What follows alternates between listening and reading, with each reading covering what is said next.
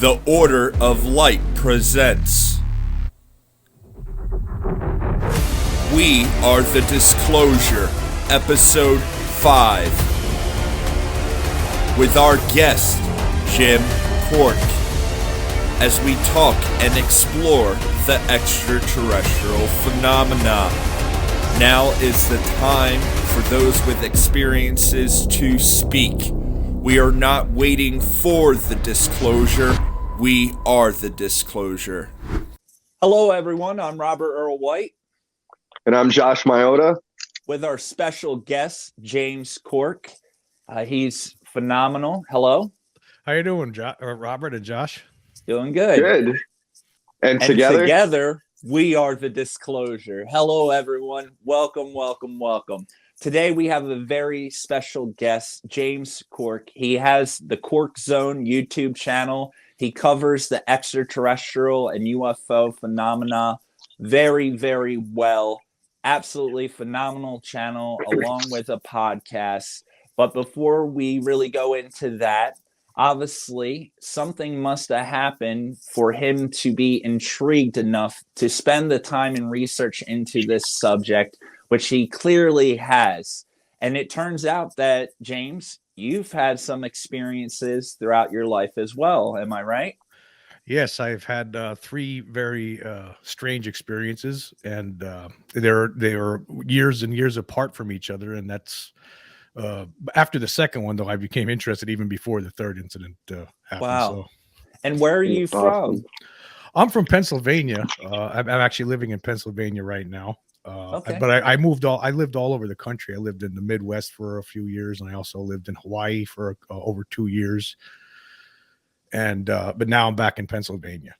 Awesome. Great. I lived out in Gettysburg for a while, so I was all over Pennsylvania. Right on. So if you could, for everyone that's watching and listening, can you tell us how, your interest in this phenomenon, when did it all start? What was your first experience? Well, the first experience was, I didn't know what it was. I mean, I was only a kid. It was 1977. I must have been, it was in the summertime. I was around 8 years old, almost 9. And I didn't realize what happened until like maybe 10, 11, 12 years later when I start seeing shows on television about extraterrestrials and abductions, and then I put two and two together and I realized what the hell really happened. But at the time, in 1977, I used to sleep in an attic. It was a small little row house. I don't know if you're familiar with like row houses. They're just small houses, old-fashioned style houses that were built in the old days that are like side by sides. Are very small in this little town called Mahanoy Plain in Pennsylvania. And my brother Davey slept on one side of the bedroom, and then there was a staircase and the steps in the middle, and I slept on the other side. And there was a big light on the top of the steps, and we used to leave it on a lot of times because both of us were, I was scared a lot of times in the dark, whatever. But I woke up in the middle of the night one time in the summertime, and I could hear this electronic humming sound. It was very strange. It was just like, and on top of that, I had a blue blanket over my head, and I could see like the silhouette of a hand getting closer to where my head was and then further away, closer to where my head was and further away. It was like three fingers on this hand, and I could see an arm. I could make out an elbow. Like there was something there, and the fingers came to almost points at the end. They were like thick, but it was a small hand nonetheless. But it was just a strange looking thing, and I had no idea what the hell was going on. And I was like, who's there? What's going on here? And it's just this thing and it was this electronic humming sound. Now, at the time, I was an altar boy at a Catholic church that was right across the street from where we lived. And so I thought it was a demon. I thought it was the devil or Satan. I had no idea, and I was scared out of my mind. And this thing's not going away. There's no answer. I peeked out of the blanket and I could see my brother on the other side of the room. He's like just, sleeping, and I started yelling to him, and I noticed that the sound of the electronic sound was muffling my voice. So I was really terrified by this point, and then I start calling out for my mom and dad, screaming at the top of my lungs. Nobody's coming, right? This lasted for 20 minutes. And then I got to the point where I just started praying. I mean, I'm like, oh my God, over and over again. And I open my eyes, and the thing it's still whatever it was doing was there. And then the next thing I knew, it was the next day. Now, so after 20 minutes of this whole, whatever this was, it ended somehow. How it ended, I don't know. Like I said, it was like I woke up like 9 or 10 o'clock in the morning the next day. And I remember going downstairs and like trying to tell my mom, hey, there was something in the room last night. I explained what was going on. There was this hand, and I could see the shadow of this thing getting closer to my head. And she didn't believe me. I was really trying to tell her, no, it wasn't a dream. Like, she's trying to tell me it's a dream. I'm like, it's not. It got to a point after a while. It's like, well, I'm just a kid. Nobody's going to believe me. Mm-hmm. And then my dad got home from work later on that same day, and I told him the same story, and I got the same kind of response. And I insisted on this for like a week. I kept trying to tell them there was something in the room. They didn't believe me. So, time goes on, and every now and then I would think about this, but my impression was that it must have been something from hell. I didn't know. I never even knew that there was aliens that possibly could come, and abduct people or whatever. That was unknown to me at the time for years. And it must have been sometime after I graduated in 86. So it must have been, I would say, somewhere 88, 89, somewhere around there, where I was watching a TV show and they're talking about alien abduction. And then all of a sudden I was like, that's what that was. That's what it had to be. Started like, clicking. Boom. So I started looking into alien a little bit at the time over the course of, a few years after that, I had a semi interest in it then, but then in 1994, something else happened. Yes. And before we get there, I got some questions too. A bunch of questions. And the first question, I'll shoot you a question. Josh will go after me. So when you said you saw up to the elbow and you couldn't see anything beyond that. You saw 3, were they long or short fingers? They were like long fingers, like they're thick on the bottom, and they came to almost a point at each end. But it looked like 3 fingers on this hand. If it had a 4th digit, like some people report, some of these aliens have 4 digits. Maybe it was folded in the palm, and I couldn't see it because again, all I could see was the shadow. So the coloring was black of a shadow. That's what it was. See skin tone. I couldn't see. I never saw it, as far as I know, and as far as I remember. One other question off of that: this humming sensation, this humming sound, have you heard anything, in the world that would have been close to that sound that you could describe it as? I've never heard anything like it before or since, ever. Whatever that sound was, and it was constant. It never let up. The sound was constant. It never stopped during that whole 20 minutes that I recall of whatever. Like, again, I don't know what happened at the end that, like I was praying, I was scared out of my mind. I don't know how I could fall asleep in those kind of circumstances. But again, I know it wasn't a dream. The difference between a dream, because, it wasn't like I woke up like, it was like time passed and then I woke up, so there was no way it was a dream. I know it wasn't. I was real. Something was there, and I'll stick by that story for the rest of my life. Wow. Josh? Oh, I have a couple. Is there any distinct smell you remember from that night? No smells. No. Okay. Just terror. The smell of terror. Your pit sweating from you sweating. Well, I don't know if but at that age, I'm not sure. I'm not sure. Are you sweating in your pits? I was scared. I can just tell you, I thought this was. And then one thing I will say is another thing is like after this happened, like for years, like every now and then I would think about it, and I was scared. I was thinking, well, did Satan come in here and choose me for hell or something? That was the kind of stuff that was going through my mind. Right. What did I do wrong? The religious stigma that's associated with this, and we're kind of taught that if we don't understand something, it's a demon or it's an angel, nothing in between. Yeah. And it must have been hard. And Josh, did you have any other questions? Yeah. Speaking of that, do you think your experiences changed your religious beliefs at all? Well, I'm with religion now, like I don't go to church anymore. I'm not, but I, at the same time, like I mean, to be truthful with myself, I don't know what there is. I still pray sometimes, like I feel like there's like this whole life to me is a miracle. I don't understand like how this all could have just happened at the same, it's just so fantastic. Right. Just right now, us talking here, this is unbelievable. Every minute of every day to me is fantastic. So I just, to be truthful with myself, I don't know what lies beyond. I hope there's something that's, I hope there's a heaven, I hope there's, I hope there is no hell actually, because I don't Right. think it'd be a good thing if there was. I just can't imagine, but I hope there's a heaven, and but I don't know. Be quite honest, I just don't know what there is. That's why it's good to keep an open mind, because we don't know. Right. And we're trying to figure it out. Yeah. And Josh, before we go on to the next part of his story, I had some other ones before we jumped on.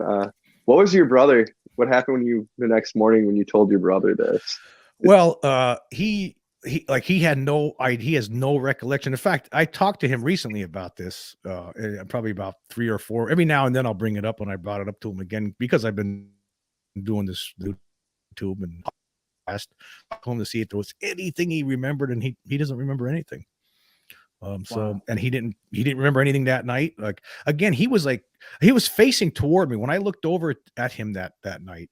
I peeked out. What happened was, the thing was here, right? And my brother Davey's on the other side. So I peeked. I don't know, what was, what it wanted me to do, or what it was doing, or was there some sort of error that they made that made me wake up when, I don't know. But when I was able to peek out of the blanket the other way, where he was, and I could see him, all like his face was facing toward me, and he was sound asleep, but he wouldn't wake up when I started yelling to him. And again, my voice was somewhat muffled by that electronic humming sound. So, and he doesn't remember anything. Nobody in my family actually does. Well, actually, my sister one time said a chair moved, and that was a different. That was something else. But now, physically, when this hand was, in front of your face, did you feel like cobweb sensation? Did you feel like almost if you're standing too close to telephone pole wires or anything like that? Did you feel any sort of physical sensation? The only physical sensation that I remember was like, when you get goose flesh, like chills and like out of fear. That was the only kind of sensation that I was feeling at that moment. Your hairs were standing up. Yes. Yeah, I was scared, but I think that was more fear-based than anything else. Because again, I thought, either Satan or one of his minions came to visit me for some weird reason. Yeah, I didn't understand it, because I'm here, I'm going on altar boy, going to church. What are you trying to do to me here? What did I do? Must have been terrifying. I was scared. I was scared. When I was scared for years, and sometimes even after that, for years after, like every now and then I would try to convince myself, well, it didn't happen. Maybe it, but then I knew in the back of my mind, now there was something real there, and you're just trying to pretend that it's not now. So, that's how I was always afraid to even think about it, until years later when I realized what's behind this. There had to be an extraterrestrial, or an other, whatever you want to say. Something that's not human was in my room that night, and I am 100% convinced of that. Dimensional being, dimensional, whatever they are. Yeah, something. Yeah. I mean, I personally believe in that it's extraterrestrials, but hey, if somebody was a step forward with proof saying no, they're interdimensional, or they're actually others that were here the whole time. Same thing. Okay, I was wrong. I stand corrected. Whatever. There's something going on that's not human, and that's exactly. And Josh, any other? Yeah, would you ever consider trying regression therapy? I've thought about that, and in fact, I'm glad you brought that up, actually, because I always say no, because I don't know if I want to remember. But actually, just recently, I found some channel on YouTube that we could self-hypnotize, and I started to do it, but something interrupted me. The phone rang. I was like, yeah, I don't know if I want to do this anymore. I don't know if I want to remember. I feel the same way, James. I feel the same way. A lot of people have wanted me to do it, and I'm kind of afraid to be honest. I don't think it would help me. It's one of those things. It's Well, weird. it's not just that. I mean, I right now I'm rereading Communion by Whitley Strieber. I don't know if you've read that Great book. one. Great And one. I just probably the third time I haven't read it in a few years. And he was talking about how, you know, like if you get hypnotized, if I were to get hypnotized now, you know, even if I do remember and I believe the things that I remember, there'll always be some doubt. Like if I told anybody, it's not going to really prove anything. You know, they'll just say, well, yeah, but you've been talking about aliens for all these years, so you're biased now. Your brain just probably invented these things, so it might not do any good in the long run anyway. Yes. And my mother, that's how my mother, when my family's UFO crash case, my mother was an abductee. She went through hypnosis regression, and just watching her go through all of that, you know, it's made me hesitant because it works. But at the same time, no one really believed, you know, the TV shows didn't air. They came out, recorded her. The episodes never aired. So completely understand where you're coming from. Wow. Yeah. And Josh, any other questions before we move on? Yeah. Do you two? think it made you black out?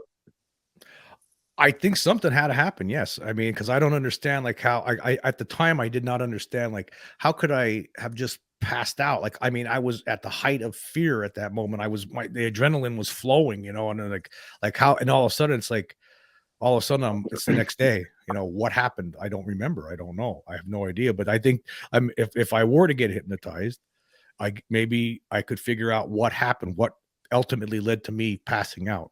Wow, that's possible. I don't know.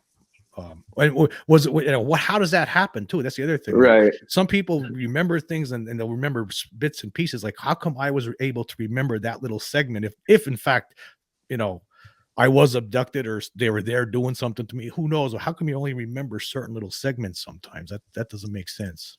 Almost like you remember what they want you to remember. Yeah. Yeah, is it that, or was there a glitch in their system? There was something not. What was their destabilization ray not working properly that night? I mean, exactly. You know, if their vibration frequency was just a little bit off, and it allowed you to see them, or maybe you were in, you know, that half awake situation, you know, and your eyes were focusing and you were able to see them. Also, it was dark, so light spectrum could have. Well, actually, it was light. The light was on in my room, though. There was a bright light. That's why I was able to see that so clearly. It was a silhouette. It was I was able to see so clearly through that. I mean, there was a bright light on top of that staircase, and I was able to see very clearly that the shadow of that thing, and you know.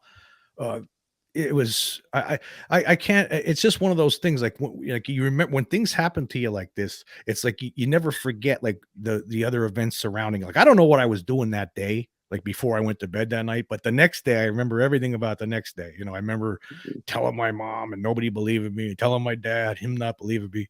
Like, you always, like, when something big happens in your life, you always remember all of the details like that. And did you go to school? You were in school at the time. I was in school at the time, but this was in the summertime, so it was a summer break still. Okay. So I was born in September '68, so it would have been it would have been like in the maybe August. You know, I would have turned 9 soon. You know, somewhere around 8 or not, like before 9, I believe. Though, again, it wasn't like, you know, back then it wasn't like I woke up the next day and kept a diary. Oh, what's happened? So I wish I would have, you know, but I don't know the exact date. You know. And did you go to school and tell your friends about it? Oh yeah, there was my friends. I did tell them about it. What was their reaction? Yeah, I was. They believed it. I told them at the time. I had my good friends like that I was growing up with. I told them about it, and they accepted it. I mean, they thought it was weird, and you know, I don't remember anybody laughing at me about it. I remember telling my good friends Bobby and Davey and years later. Like, I didn't be. But there was another guy I became really good friends with in intermediate school, middle school. And I remember telling him about it. And Scott, I'll tell you, was somebody that happened to be with me in 1994. And I could tell you about that because that's the other. That's actually one of my questions. Actually, there's one couple other things I want to touch on. Do you have any theories on what the hand was doing while you're just covering your face? I don't know. Like, I don't know. Was this incident? Like, the one thing I did forget to mention was I have one of my theories is that that thing wanted me to pull the blanket down. Like, it wanted me to look at it. Like, I think that's something that was like, I always wondered that, because I was scared. I did not want to pull that blanket down and look at this thing face to face, whatever it was. I was scared to do something like that. So was that electronic humming sound I was hearing, was that some sort of a communication that was going on and I just didn't understand it? Possibility. Was it subliminal? Was it, what was happening? I mean, it never led up. But I don't know what they were doing. I mean, or was it the same thing that they do to other people, like abductees? Was I abducted? Have I been abducted? Many times I don't even remember the other times. That's the only time I ever remember anything. Was that one time when I was a kid? Yeah. There's so many possibilities. Were they just checking up on you? Were they messing with your tones and your frequencies? Were they trying to erase your memory from something else? Or were they just at the right place at the wrong time? And one last thing, you brought the blankets down, or did the blankets go down over your head automatically? I sometimes I would no. What happened was the blanket was over my head the whole time. I slept with the blanket over my head a lot when I was a kid for whatever reason. I just like to have I don't know why, I don't know, but I did. And the blanket was still over my head when I woke up. That's why I could only see the shadow through the blanket. It was a blue blanket. I could see the shadow of this hand through the blanket. And I never pulled the blanket down to see. I peeked out of the blanket to see my brother on the other side, but I never pulled the blanket down to look directly at what this creature was. I didn't want to. I didn't want to see it. I thought it was a demon. Wow. Again, I thought it was a demon from hell, and I did not want to look at it. Which you have to kind of wonder, right? Like you said, it was kind of strange. You always slept with the blanket over your head. It makes you wonder if maybe at an earlier age or something could have possibly happened that obviously you don't remember, but that could have sparked to just naturally kind of do that every night. It's something to think about. Yeah. Wow. Yep. So moving on to and any other questions we can go at the end, but you were about to tell us about your second experience, and your first one was really traumatizing. You didn't have the background and education on the phenomena, which, I'm sure throughout the years after you saw some shows, you had a better understanding. And this leads us to the second experience. Can't wait to hear it. Okay, well, the second experience, it was a weekday. My one friend, Scott, he called me up one day and he said that he got permission to go fishing at this private lake. His mom knows somebody there, and she got permission from somebody that lives there for him to go fishing there. And he wanted to go. He didn't want to fish at the lake. There was a pond that was off the lake, and he called me up in the early afternoon, and he's like, "Hey, you want to go with me? I'm going to go night fishing there." And I was like, "Yeah, okay." And I remember it was 1994, August. I don't know the exact date. I did have the exact date written down at some point after that, but I moved so many times over the years, I lost the date, unfortunately. He called me up and I said, yeah, that'll be great. So he picked me up later on. It was like later in the day, like, toward 4:00, 4:30, something like that, in his pickup truck. And I remember it was the first day I ever went to a Walmart. It was in Hazleton, Pennsylvania. We went to a Walmart to get bait and drinks and snacks. It was a special day. Oh, this was first Walmart experience. Yeah, Walmart. I didn't even know what a Walmart was actually until I've even heard of one. I guess that's the days before the internet when if nobody told you about something you didn't know. So we went there, we got the stuff. It was it was getting toward the evening. I guess it might have been 5 o'clock or so, 5:30 when we got to this place. We went. It was like a place called Beach Mountain Lakes. It's still there. It's outside of Hazleton.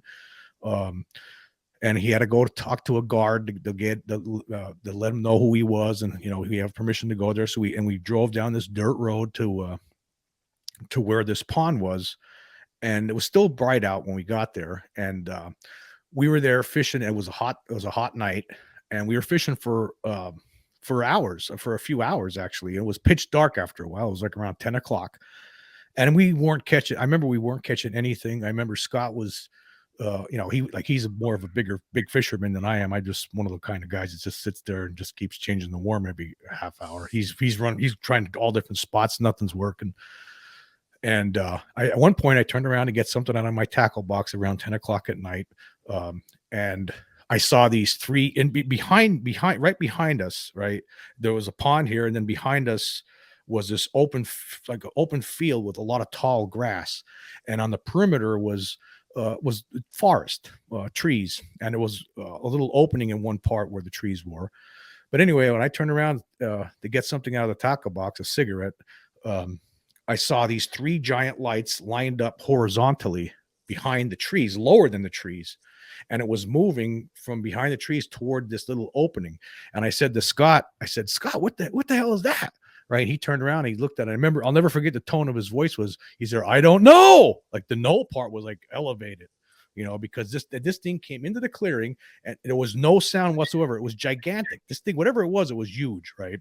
And there was no sound whatsoever, nothing.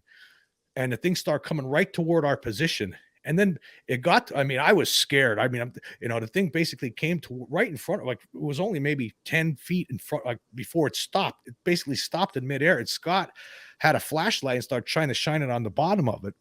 And that's when I said, Scott, let's get out of here. Right. So we start throwing all the stuff into the back of his pickup truck. And then meanwhile, the thing moved, it was moving towards, and then it started moving backward, right? Back to, not the way it came, but parallel. Right.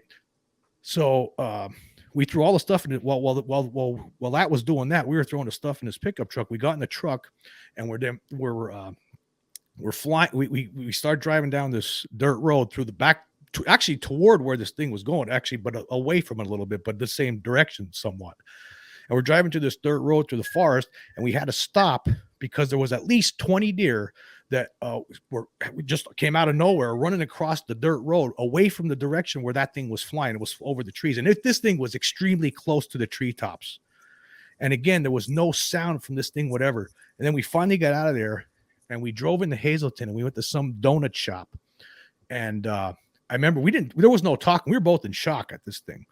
And there was no talking. And then finally we were in the donut shop, and we're sitting down at the table with coffee. And I said, Scott, that was a UFO. And his first reaction was, I'm not saying anything. I'm not telling anybody, because of course, the stigma that would have been associated with that kind of experience. You don't want to tell. He did talk to people about it. We did, he admitted it years later, but I couldn't believe it. I mean, it was unbelievable. This thing made no sound. I knew that this could not have been man-made. There's just no way that humans. And you said you saw three lights, but was it one object with three lights? It was one object with three big lights on the front. I'm assuming it was the front of it. What color were the lights? They were like bright white, and they were huge. It was like gigantic head. It was like three big giant headlights, except they're huge and they're extremely bright. 1, 2, 3. Now I couldn't make out the exact shape of the object, but Scott, he says it was. He believed it was saucer shaped because it was so dark and the lights were in front of us, shining it toward us. Right. But this thing, whatever it was, it was like a big ranch house floating right in the sky, right above us. It was only 2.5 stories off the ground. Wow.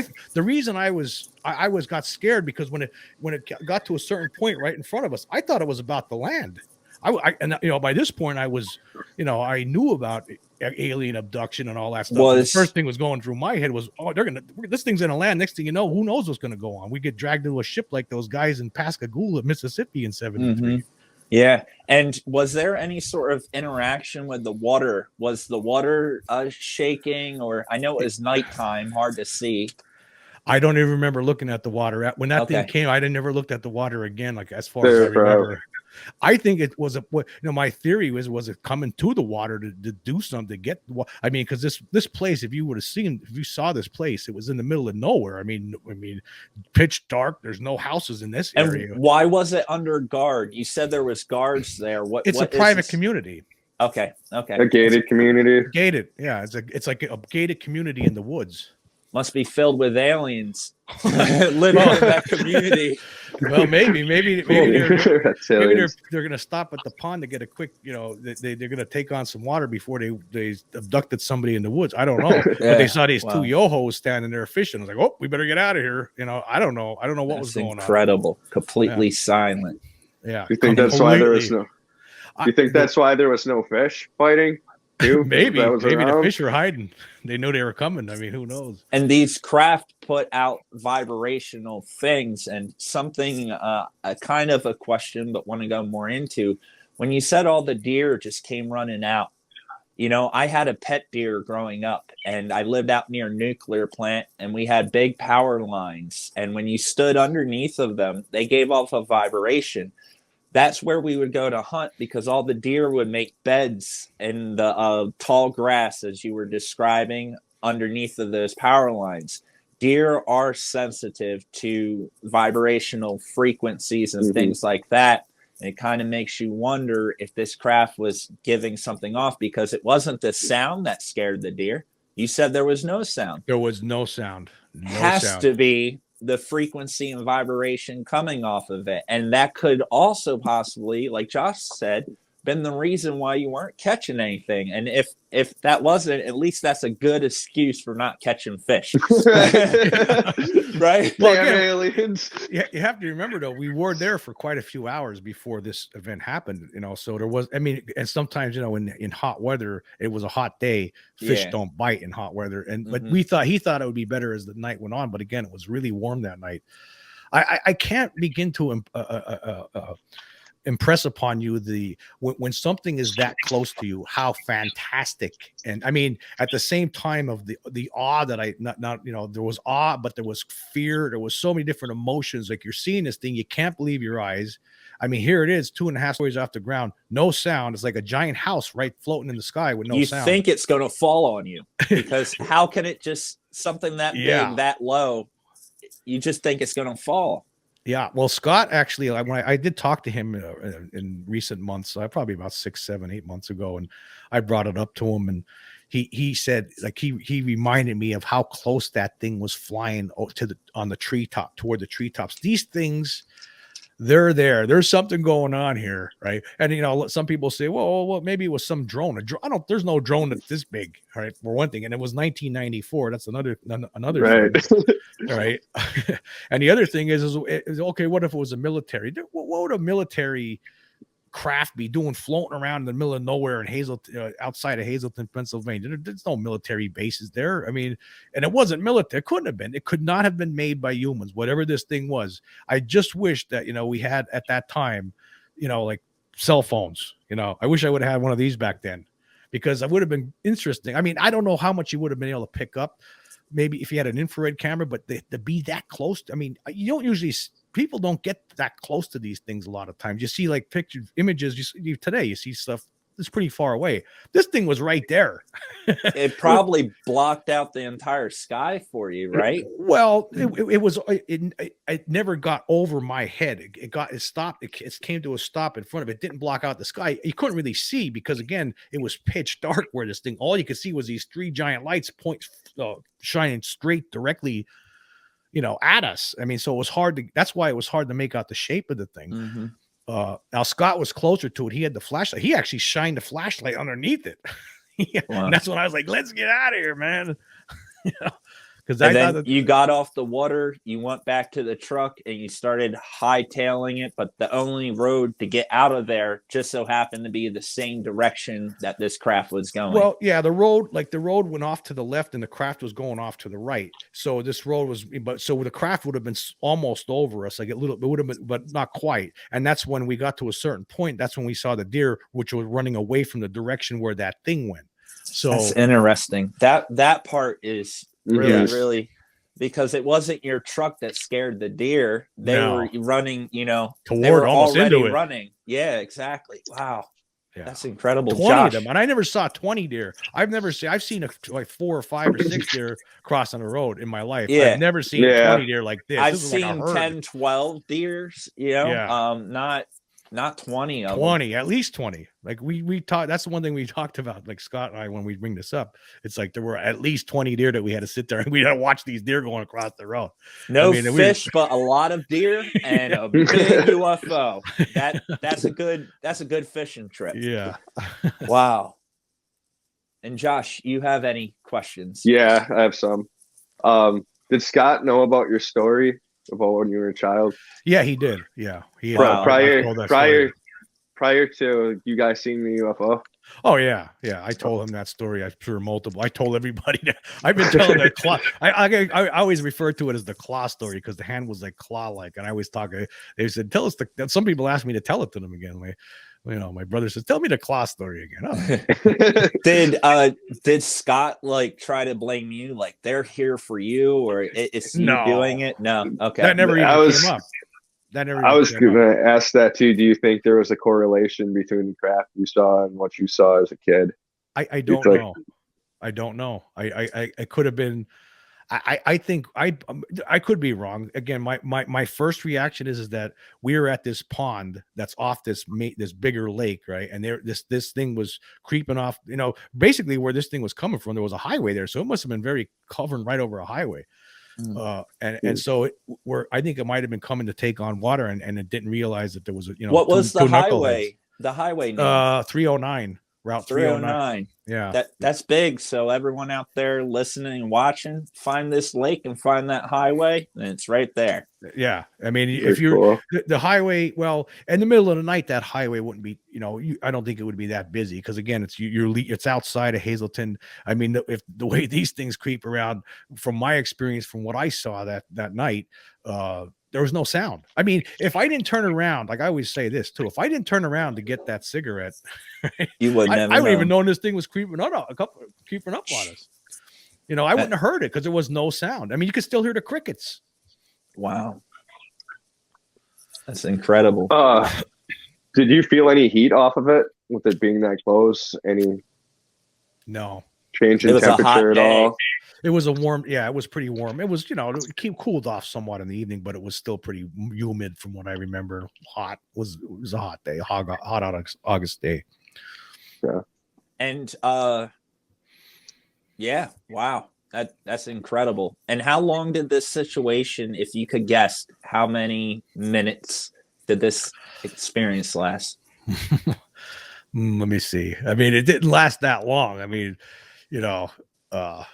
again, the thing was moving slowly, but I mean, again, it happened I'd say about a minute, man, probably longer than a minute with throwing the stuff in the truck and getting out of there, all of that, all together, maybe 2 or 3 minutes, 3, 4. I'm not sure exactly. I just know that, the thing moved silently. I saw it, from what I saw, Scott said, I don't know. The next thing you know, it was right in front of us.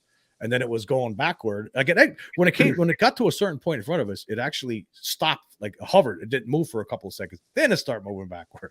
And then it went backwards. Then it went backward, not the same direction, but a different direction backward. It moved like in a V shape. Almost like this. Like a triangle shape. Yeah.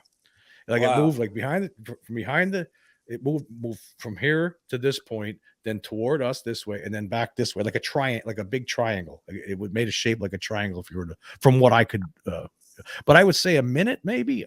It wasn't long because it stopped, and then we were throwing that was real quick. It was like frenetic, when these things are going on, like I don't know, time stood still or something. It was just.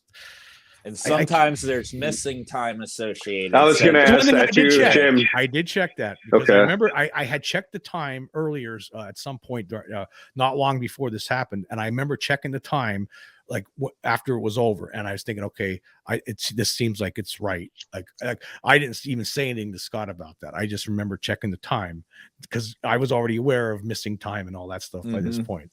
But no. I, as far as I know, unless they tricked me with my watch and they set it back somehow. That's a good thing.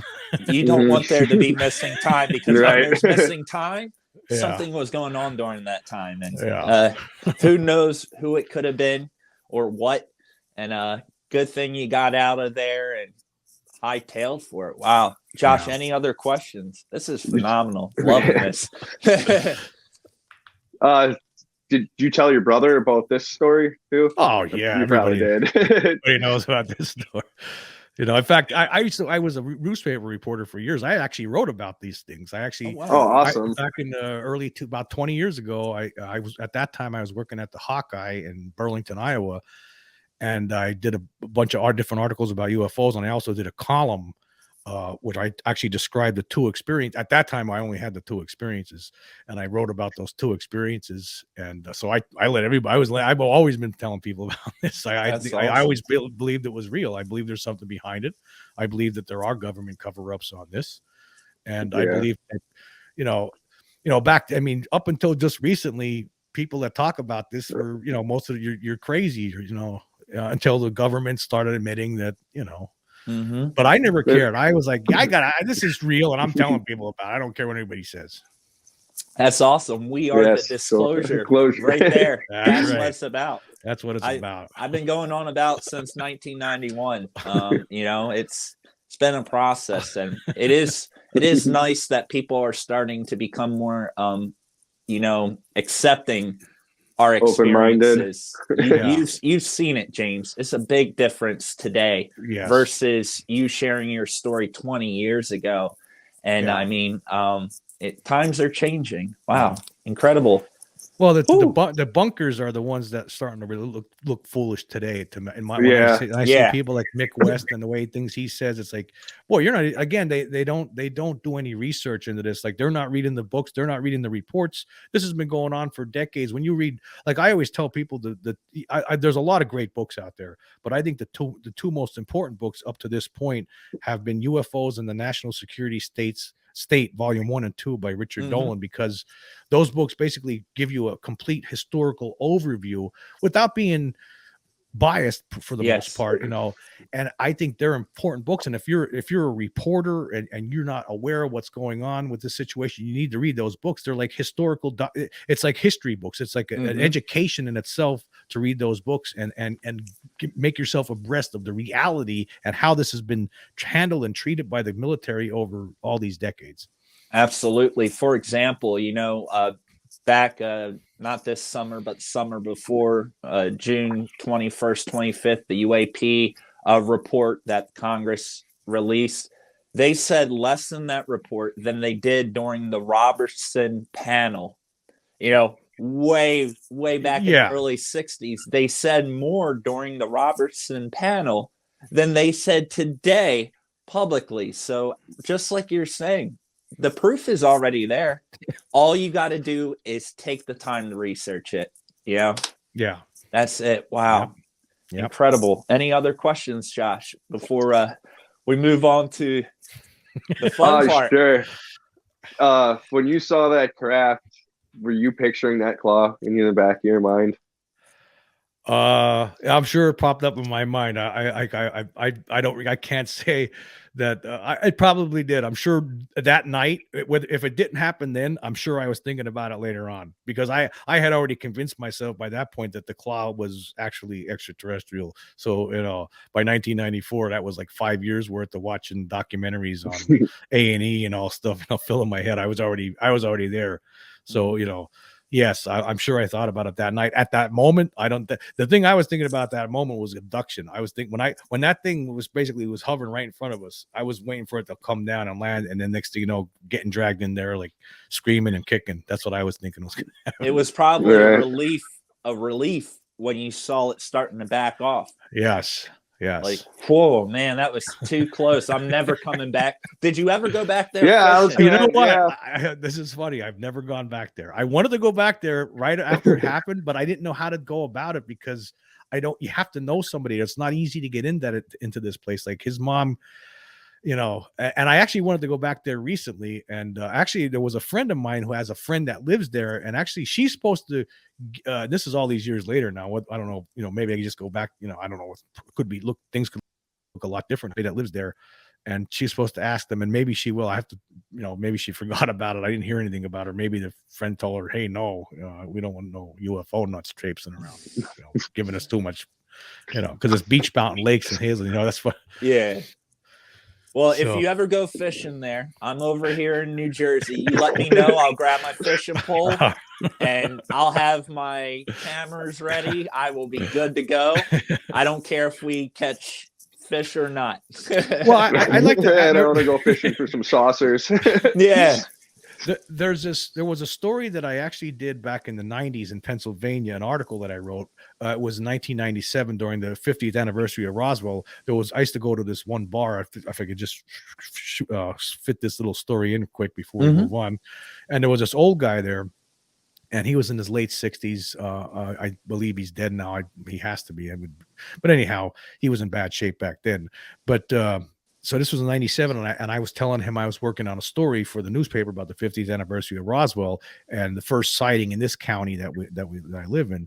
And he told me I could tell you a story. So he told me this story. There was these old stripping pits near Girardville, Pennsylvania. They're called, like, they were filled with water. They weren't used anymore. They're called the A hole, the B hole, the C hole. All right. And he said he was a maintenance guy, and he was working as a security for this company called Girard Estates back in the late 60s. He said it was 68 or 69. He wasn't sure. He can't remember exactly. And him and his dog and his one buddy they just to make sure that people weren't dumping garbage back there. And this was in January, February, just after heavy snow, and it was freezing out. And he was back there checking things out, making sure nobody had dropped garbage. And he said he got to a certain point, he was walking, and the dog stopped in its tracks. And he knew the guy in disguise. His name was Leonard. I can't remember. Leonard Ulozis. He said the dog stopped in his tracks, and he said he knew something was wrong. And then he said he was near this B hole, which was a big old stripping pit they used to get coal out of, but now it was not used. It was filled with water.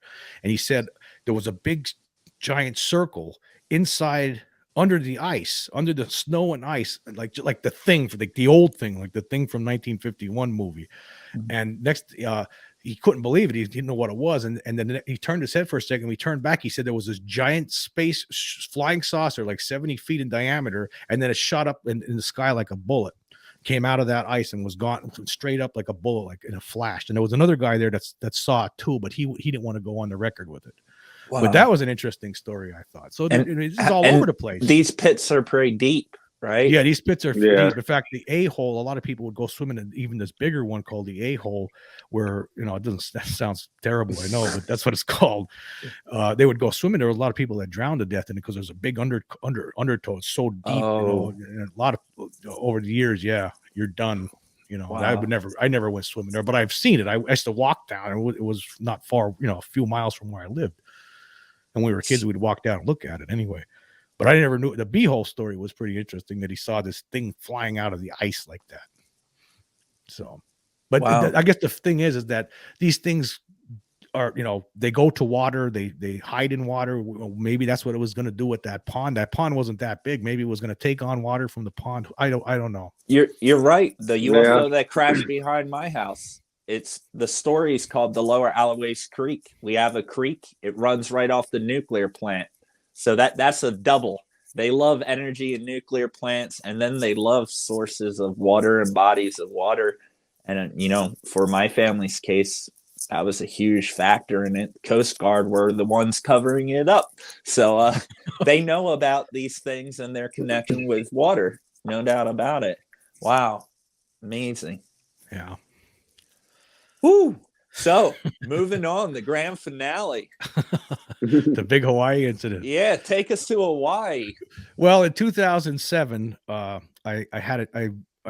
got a job in Hawaii, on the Big Island of Hawaii, and the company I got this job for was called West Hawaii Today. And basically, I was going to cover the government for West Hawaii, but the West Hawaii Today was on the west side of the island, obviously, but the seat of government was on the east side. So they're going to set me up in my own little office on the east side so I could cover the county government. And so they brought me over. I put my car on a ship. They flew me over. I mean, they had me stay up in a hotel for a couple of weeks, and then when you go to Hawaii, you stay at the way you work it is you find a room to rent for a little while till you get your feet on the ground and figure out what's going on, and then you get a bigger place. And that's what I did. And plus I had 3 pets at the time. I had a dog and 2 cats, and you had to quarantine them for 4 months before you could bring them over. So I had some friends in Wyoming who I was able to quarantine. They kept them pets for 4 months after they received shots and all this documentation. And so I was able to Hawaii. I didn't have pets for 4. We went, I stayed in a hotel for a couple of weeks, and then I rented this room from this guy named Buck Wheat. And I remember he was a really nice guy, a good friend he turned out to be. And after I moved out, I found my own place, and then I got my friend sent my 2 cats a room for 4 months. And he at one point he had some dogs, and he had this one, like he had a couple of dogs he needed to get rid of. Like there was this puppy. It was a big puppy. I mean, its dog was grown, but she was wild. She was part Jack Russell Terrier and part something else. I don't know what, but it was a bigger, it must have been the other half must have been something bigger. And he wanted to know if I wanted the dog because he didn't know what he was going to take it to the pound. So I said, yeah, I'll take the dog. And so I took the dog, and this dog was completely wild. It was hard to control her. And plus I had to work, I'd be gone at work, all the time, and 10 hours a day. And I'd get home and this dog was really going crazy, and it was really tough. And I remember the one time I was taking her for a ride, and I'm driving like down the road where I was going to go to the beach with her and the other dog I have. The other dog, by the way, is still alive. She's 17 years old. She's, Wow. But an area next to the ocean, like on Lava Rock, just for a walk. And she actually jumped out of the car while I was driving. That's how wild this dog was. But anyway, she was, that's her name was her name was Goldie, and she was a nice dog. But unfortunately, like I said, she was a little bit, wild. But anyhow, and the house where I lived in it was like a tropical rainforest type atmosphere. It rained a lot. So the houses there were all built on stilts. You could actually walk under the houses. So on the one weekend, it was a Saturday, a beautiful day out, like 11 o'clock in the morning or something like that. And I went outside. I had to cut the grass. Now, cutting grass in Hawaii, you can't use a lawnmower. Not where I lived. You had to use a weed whacker because it's the rough terrain, and you ruin a lawnmower in 5 minutes. And it was all like lava rock, it's all like weeds growing out of lava rock. So I went outside, but I didn't want to leave the dog in the house because I knew she would be going wild the whole time I was out there and tearing the place up. So I brought her outside with me, and I had this big long chain, and I clipped the one end onto her collar, and I wrapped the other end around one of the stilts that hold the house up, and I clicked it into one of the links. So I made a loop around, in the other end of the chain, and had her hooked up to one of the stilts. So I started cutting the weeds with the weed whacker, and the dog was going wild because of the sound of the weed whacker. And I was like, "Oh, calm down, it's all right." And then I walked into the house beneath the house to hit a couple of weeds there. And a couple of seconds, I saw the dog, and 5 seconds later, I turned around, and the dog was gone. And I figured, well, she must have broke loose from the chain. She must have pulled the chain away from the stilt and took off. So I stopped what I was doing. I'm looking all around the house for the dog. All around my house, on the perimeter, was this real dense but low to the ground dense vegetation. Like you couldn't really walk through it, but you could see over it. It wasn't like, and it was so thick you couldn't really walk. It was just, you couldn't do it. But I looked at, in the perimeter of that scene, and maybe she was hiding in there somewhere, and she wasn't. And I went out to the dirt road that led to another dirt road that led to the highway, and looking all over the place, can't find the dog.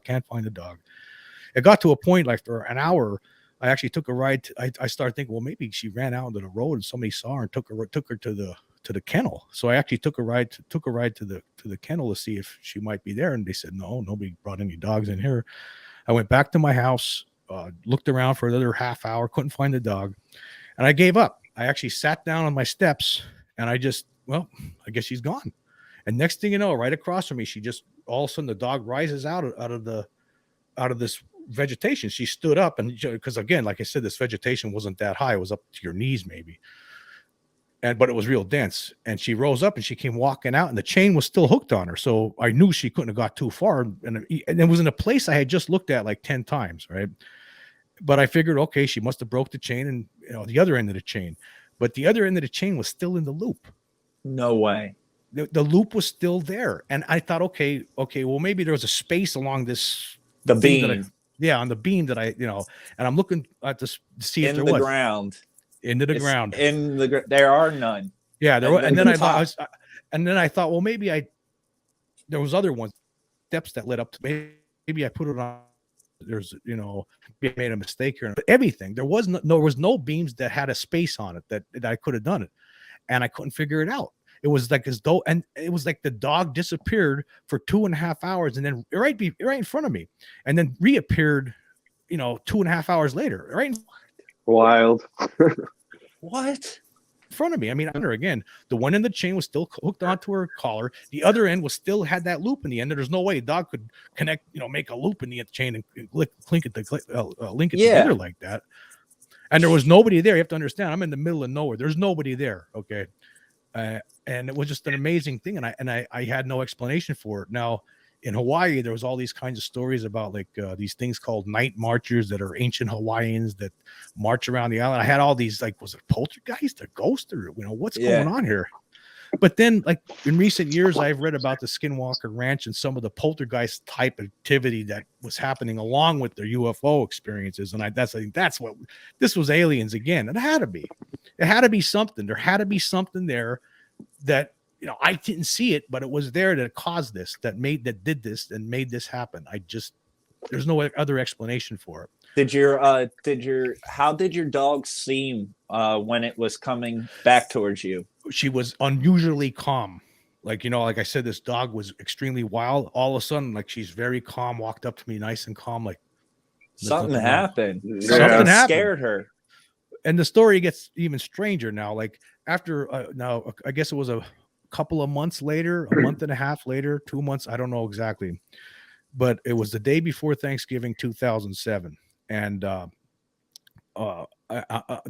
night I was going to go to the movies with this woman I knew, and so I got home from work, and the movie was going to be starting soon. It was The Mist, Stephen King's The Mist. And the dog was in that house all day long, and I felt bad for her. I got home and she was all happy to see me, and I didn't want to just leave her in that house again, and I didn't want to chain her up. You have to understand, where I was living was like the middle of nowhere, and by this point, like, she was, starting to behave a little bit better than she was before. So I was just gonna leave her out, because I had my cats that used to be in the house when I lived in Iowa, they are now outside and they never went anywhere. It was too far to the highway, so I figured she'd be okay. Well, I'll just let her outside while I'm gone. She'll be fine. I was completely wrong. It was a big giant mistake to do that, because I went to the movies. I came home for a little bit, took care of the dogs, and then I was gonna let her outside, and so it was a big mistake. And I got in the car. It was just starting to get dark out. And where I lived at, there was a dirt road that led all the way to the highway a few miles away. And so when I looked in the rearview mirror, I saw the dog sitting, looking at me as they drove away. And I was like, oh, she's sitting now. She's fine. Everything's going to be okay. So I left, and I drove all the way to the highway from this dirt road. And I got on the highway, and I'm driving. By this point, it was dark out. And all of a sudden, I was driving up the highway. I heard this loud sound in my left ear, like like tinnitus, but extremely loud, right? And I'm looking around, I can't, I don't know what it was. I didn't think it was weird. It scared the hell out of me. I didn't know what it was, and I ended up going to the movies anyway, and everything was fine. And but then when I got home that night, the dog, I couldn't find her, and so I thought, well, maybe she'll be back in the morning or something. I screwed up. I shouldn't have done this. And then the next day, it was pouring rain out, Thanksgiving. And I told her, I can't find my dog. I can't find Goldie. And so I have to go find her. I'm looking, I can't find her. Then I drove to the highway, and there she was. I found her body. She got hit by a car. She must have followed me all the way up, miles up this dirt road, and then got hit by a car. But then I thought about that. Then I remembered that sound in my ear the night before when I hit the highway. I was on the highway for a little bit. That must have coincided with the exact time that she was about to get hit or got hit, and there was that sound in my ear. So again, does that make some sort of connection between the disappearance and then the sound in my ear? I don't know. I mean, did they put some kind of an implant in my dog? Do they have implants in your pets in addition to you? Or, do they have some way of tracking not just you, but your pets? Because why did I hear that loud sound? Was that a spiritual thing? Or, was it, maybe I'm wrong. Maybe it's not connection, somehow. Man's best friend called that for a reason. Yeah. Wow. And I'm sorry to hear about your dog. Yeah. Well, that's really 2000. sad. That was a long time ago now, but yeah, hey, still hurts. Puppers is a puppers. Yeah, your dog's always your dog. Yeah, it was a terrible thing. Wow. I feel, the worst part is like, everybody makes mistakes, and that was one of my mistakes. I shouldn't have, let her out like that. I'm shocked you left her out after what happened with the chain. I wouldn't never let my dog outside ever again. Well, again, by that point, I pretty much I wasn't thinking about that anymore. I wasn't even thinking UFOs. I was thinking, well, maybe I'm wrong, or That maybe was I'm strange. yeah, Who knows? Yeah. But again, I felt bad for the dog. Like again, she's in the house all day, and I'm Mhm. gone in the office for 10 hours, and I get home and here I'm going to leave right out again, and and she wants to run around a little bit in the yard. Like I said, again, it was such a big property, and again, you were so far away from anybody. It was like I didn't think anything was going to happen, but again, I made a big mistake. Now you're assuming a car hit the dog. You saw the body. Was it damage that you would expect from a car hit because it was a dirt road, slow, right? Or it was yeah, where she was like it was it seems like it was the damage that she had looked like she got hit by a car. Okay. Yes, like she looks like she must have run all the way down and then turned onto the highway and was running up the highway after me, and then that's when she must have got hit. Okay. Yeah, it's a good question to ask. I was going to say if there wasn't any markings on it and she was just laying there, then that's another story in itself. And then that's how Thanksgiving was spent that day. Burying the dog. It was just that's a bad Thanksgiving. Yeah, it was terrible. But going back to what happened before, though, the disappearance. Mm-hmm. That's strange. I don't know.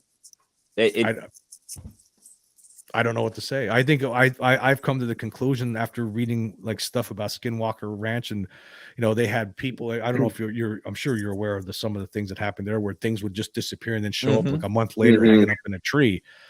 Was that some sort of a game that they were something was playing with me at that moment in time? I don't know. Like, how did the dog just disappear like that? In an area, and the area where she emerged from, I had just looked there again, like multiple times. I would have seen her, but it seemed like she was there the whole time. All of us. When she rose up like that, it was very odd. It was like something placed her there. But again, I wouldn't have thought anything of it. But with the loop at the other end, that's what changed. That's what made it. That changed the whole game, the whole game plan here. I was like, well, that doesn't make any sense. That's impossible. It couldn't have happened, but it did.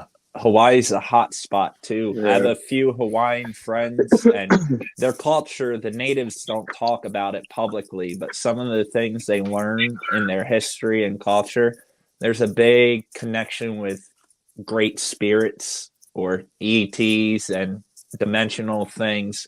It's embedded there, and it doesn't surprise me that something that mind-blowing with that chain happening at all.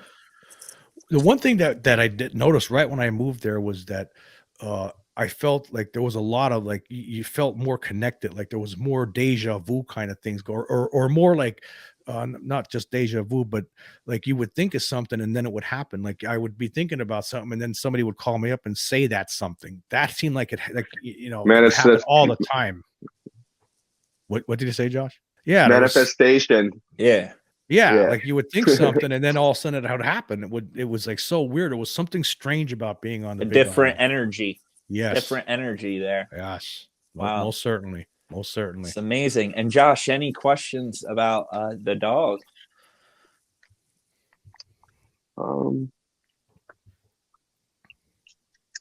It's wild.